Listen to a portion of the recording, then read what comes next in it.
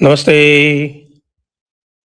आप सभी से अनुरोध है कि कृपया हमारे चैनल को सब्सक्राइब करें, वीडियो को लाइक भी अवश्य कर लें। 9 और 10 जुलाई को गृह मंत्री अमित शाह जी ने एक मीटिंग की और ये मीटिंग जो थी वो अनोखी थी। अनोखी इसलिए थी कि वो पहली बार की जा रही थी। कैसी मीटिंग थी वो? उन्होंने बॉर्डर के सारे ज़िलों के एसपीज़ के साथ में, जी हाँ, सुपरिटेंडेंट पुलिस के साथ में सारे बॉर्डर ज़िलों के एसपीज़ के साथ में मीटिंग की। ये बॉर्डर ज़िले कितने हैं? लैंड बॉर्डर ज़िलों की बात हो रही है केवल। 119 ज़िले हैं ये, 119 डिस्ट्रिक्ट्स हैं। इन 119 डिस्ट्रिक्ट्स के एसपीज़ के साथ में उन्होंने मीटिंग की। इसमें कोई डीजी नहीं थे, कोई आईजी नहीं थे, कोई डीआईजी नहीं थे, केवल और केवल एसपीज़ थे। और इसमें मैटर्स क्या डिस्कस किए गए? सबसे बड़ा मैटर जो डिस्कस किया गया, वो डिस्कस किया गया डेमोग्राफिक चेंज। और डेमोग्राफिक चेंज के कारण यानी और जो मैटर इसमें डिस्कस हुए, उसमें इन्फिल्ट्रेशन, इल्लीगल इमिग्रेशन और डेमोग्राफिक चेंजेस, ड्रोन थ्रेट्स और नारकोटिक्स। अब नारकोटिक्स आपको पता है कि नक्सलवाद से निपटने के बाद में अमित शाह ने ये घोषणा कर रखी है कि वो नारकोटिक्स को, ड्रग स्मगलिंग को, ड्रग्स को पूरी तरह से देश से मिटा के रहेंगे। और जिस तरह से उन्होंने सभी लोगों के विरोध के या मैं कहूँ कि संदेह के उपरांत भी उन्होंने ये नक्सलवाद को जड़ से नष्ट किया है। उसको देखते हुए ये निश्चित लग रहा है कि ये जो चैलेंज, जो नई चुनौती स्वीकार की है अमित शाह ने, एक तो नारकोटिक्स वाली, नारको स्मगलिंग, नार्को टेररिज्म। और नारकोटिक्स, आपको पता है कि नारकोटिक्स एक तरह की फाउंडेशन होती है जिसके ऊपर हर तरह की क्राइम शेप ले लेती है।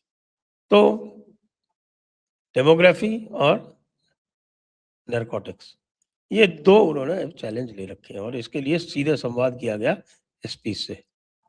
क्यों? क्योंकि एसपीज का क्या है, देखिए, इसके एक वक्त कहानी सुनाता हूँ। ये कहानी जो है ये महाभारत से आई हुई है। और महाभारत में युधिष्ठिर ने कहा, ये संवाद हो रहा था एक विचार से, जब अ, शांति पर्व के बाद का ये किस्सा है। तो युधिष्ठिर ने कहा कि भाई देखिए, किसी भी सभा में सबसे पहले जो सबसे कनिष्ठ है उसका मत, आप सबसे सीनियर से मत शुरू करो। सबसे ज्येष्ठ, सबसे उम, अधिक पदधारी, सबसे बड़ा जो पदधारी है उससे आरंभ करोगे आप, तो फिर जो उसके नीचे वाले हैं वो चुप रह जाएँगे। क्योंकि यदि उनको ये गलत भी लगेगा, जो कुछ भी उनके जो बड़े अधिकारी कह रहे हैं उनको गलत भी लगेगा, तो वो नहीं बोलेंगे। तो इसलिए जो सबसे छोटे अधिकारी हैं, जो सबसे छोटे पदधारक हैं, उनसे आरंभ करो, तो आपको सारी सूचनाएँ मिलेंगी। और जो उनसे बड़ा अधिकारी है वो उसकी बात को आराम से काट सकता है, उसको कोई समस्या नहीं होती कि भाई छोटे अधिकारी ने जो कहा उसके अतिरिक्त कुछ कह दे या उसके अलावा कुछ कह दे या उसको गलत कह दे, ये बड़ा अधिकारी कर सकता है। लेकिन छोटा अधिकारी बड़े अधिकारी की बात के विरोध में जा ही नहीं सकता। तो होता क्या है कि यदि आप छोटे अधिकारी की नहीं सुन के और केवल बड़े अधिकारियों की सुनोगे, तो आपके पास सही फीडबैक कभी नहीं आएगा। ये कश्मीर में ख़ास तौर से देखा गया है, 70-75 वर्ष से आज भी देखा जा रहा है। क्योंकि आज भी कश्मीर की सारी जो खुफ़िया एजेंसी जो है वो वही समाचार देती हैं। आज भी परंपरा यही है होम मिनिस्ट्री में कि कश्मीर की जो सूचना है वो भई इंटेलिजेंस एजेंसी से आएगी, उसी को मानो। इंटेलिजेंस एजेंसीज़ जो हैं वो क्या कर रही थी, 370 के समय भी एजेंसी जो थी, इंटेलिजेंस एजेंसी, वो 370 हटाने के विरोध में थीं। ये एक डॉक्यूमेंटेड तथ्य है, ये कोई इधर-उधर की बात नहीं है। जी, तो ये एक बड़ा स्टेप लिया गया, बहुत बड़ा स्टेप लिया गया है। और इससे आप देखेंगे कि ये जो समस्याएँ जिनको रेखांकित किया है अमित शाह जी ने, वो बहुत बड़ा एक इसमें बदलाव आने वाला है। अब उन्होंने क्या-क्या कहा ये तो हमारे सोच का विषय नहीं है, लेकिन मैं आपको बता सकता हूँ क्योंकि मैं स्वयं एक बॉर्डर एरिया में डिस्ट्रिक्ट मजिस्ट्रेट रहा हुआ हूँ। तो बॉर्डर एरिया में एक मैं डिस्ट्रिक्ट मजिस्ट्रेट रहा हुआ हूँ, एक मैं सब डिविजनल मजिस्ट्रेट रहा हुआ हूँ। 2-2 बॉर्डर एरियाज़ में मैं एक में एसडीएम, एक में डीएम। तो मुझे उनकी जानकारी है।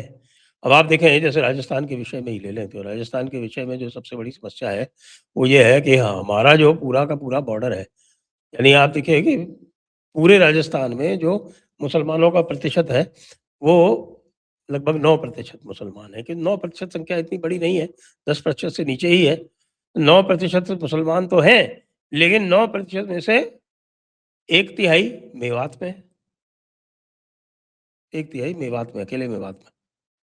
मेवात की अपनी अलग समस्या है, वो बॉर्डर एरिया नहीं है, लेकिन वो बॉर्डर एरिया जैसा ही है, उससे बल्कि बॉर्डर एरिया से और भी अधिक खराब है। 1 तिहाई मेवात में, 1 तिहाई बाकी शहरों में हैं, गाँवों में राजस्थान में मुसलमान नहीं पाए जाते। इक्के-दुक्के गाँव हैं, बासनी जैसा एक गाँव है, नागौर में या इस तरह के कुछ एक्सेप्शंस हो सकते हैं, बाकी गाँवों में मुसलमान अमूमन नहीं है राजस्थान में। और 1 तिहाई जो हैं, वो गाँवों में हैं और वो भी कहाँ? सीमावर्ती गाँव। आप ऊपर से शुरू कीजिए, श्रीगंगानगर छोड़ दीजिए, श्रीगंगानगर में ये समस्या नहीं है ज़्यादा। लेकिन आप बीकानेर में ऊपर से शुरू कीजिए बिल्कुल, अनूपगढ़ के नीचे से खाजूवाला से शुरू कीजिए और खाजूवाला से नीचे आइए, जैसलमेर पूरा आपका पूरा जैसलमेर का बॉर्डर, पूरा बाड़मेर का बॉर्डर, पूरा बीकानेर का बॉर्डर। ये 3 बड़े ज़िले हैं, इनके के साथ 600-700 किलोमीटर की सीमा लगती है। तीनों में बॉर्डर में आप देखेंगे कि साहब की अच्छी खासी संख्या मुसलमानों की बसी हुई है और वो बहुत सारी चीज़ें डिसाइड करते हैं, ख़ास तौर से वोटिंग के समय। जैसलमेर का एक पोखरण क्षेत्र है, पोखरण विधानसभा क्षेत्र है, वहाँ विधानसभा क्षेत्र में पीरियोडिकल एक बार मुसलमान जीतता है, एक बार हिंदू जीतता है।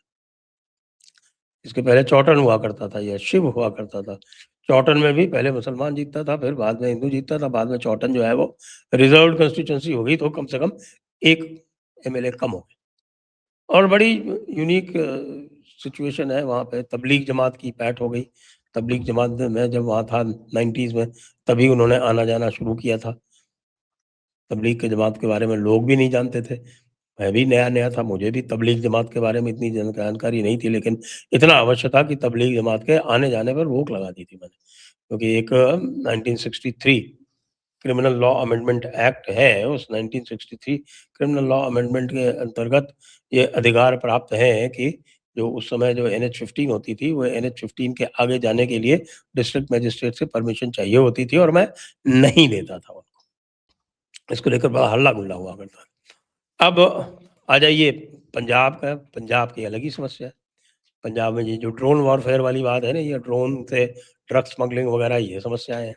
फिर आपके कश्मीर में तो ख़ैर आपको सभी को पता है कि कश्मीर की तो अलग ही चीज़ है।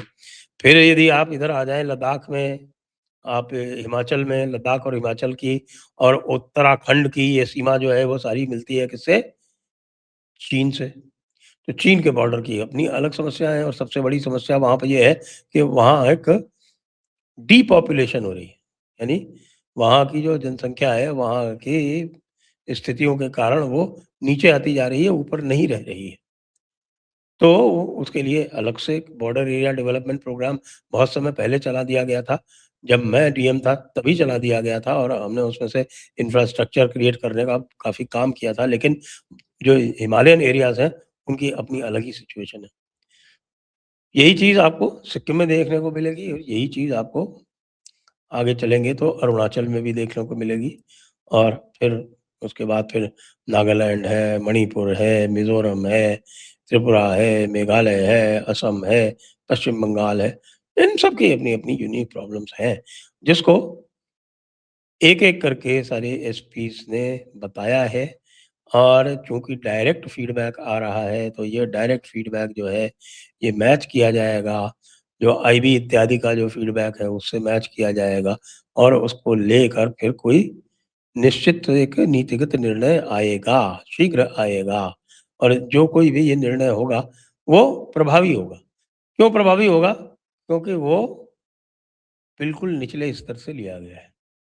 मुझे ध्यान है चूँकि बॉर्डर एरिया था, बहुत सेंसिटिव हुआ करता था उस समय जब मैं वहाँ पर डीएम था तो बॉर्डर की फेंसिंग भी नहीं हुई थी।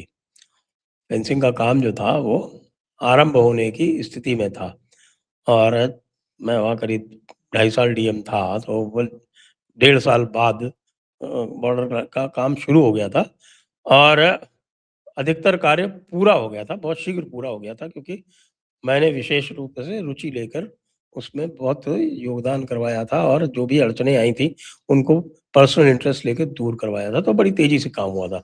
मेरे विचार से बाड़मेर जो था संभवतः पहला जिला था जो पूरी तरह से फेंस हो गया था।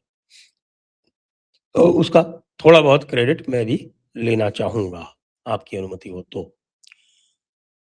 इस मीटिंग का और इस संवाद का हमें स्वागत करना है, आधिकारिक रूप से जयपुर डायलॉग्स की तरफ से मैं बिल्कुल अपने जो ज़मीनी अनुभव है उसके आधार पर अमित शाह जी को मैं बधाई देना चाहूँगा और ये भी शुभकामना देना चाहूँगा कि आप जो लेकर चले हैं, जो ये विशेष रूप से ये 2 कार्य लेके चले हैं, वो आप शीघ्र पूरे करेंगे। कुछ तो दिख रहा है जो आपने बॉर्डर की फीडबैक के आधार पर ये आदेश दिए कि 15 किलोमीटर के क्षेत्र में, बॉर्डर से 15 किलोमीटर के क्षेत्र में सारे अनधिकृत निर्माण जो है वो तोड़े जाएँ, उसका बड़ा अच्छा असर हुआ।